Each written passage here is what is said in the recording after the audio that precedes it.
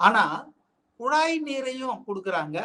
அதே போல அவரு அந்த பார்த்த அறிக்கையில ஒவ்வொன்றுத்துக்கும் குழு போட்டிருக்காருங்க. மருத்துவ குழு, மீடியா, பாதுகாப்பு, செக்யூரிட்டி, பெண்களுக்கு, இப்படி. அது அது மட்டும் இல்லைங்க. நேத்து கூட ஒருத்தர், அவங்க தலைவர் ஒருத்தர் சொன்னார் ரொம்ப சரியா. மற்றவங்க எல்லாம் தலைவர் அழைக்கிறார், இவர் அழைக்கிறார், அவர் அழைக்கிறார், அம்மா அழைக்கிறார், அப்பா அழைக்கிறார், வாரீர் வாரீர் தான் சொல்லுவாங்க.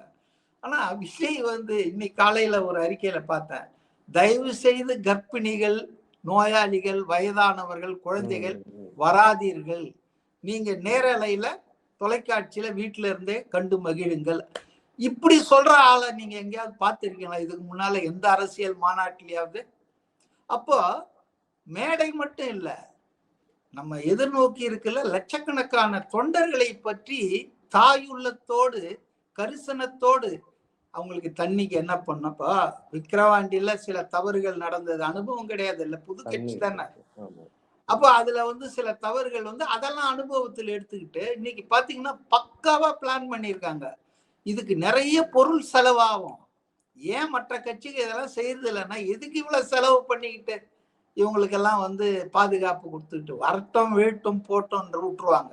இப்போ வடநாட்டுல எல்லாம் இது அடிக்கடி நடக்கும். ஸ்டீம் பெய்டு அப்படின்னு சொல்லி கூட்ட நெரிசல்ல சிக்கி மக்கள் சாவாங்க.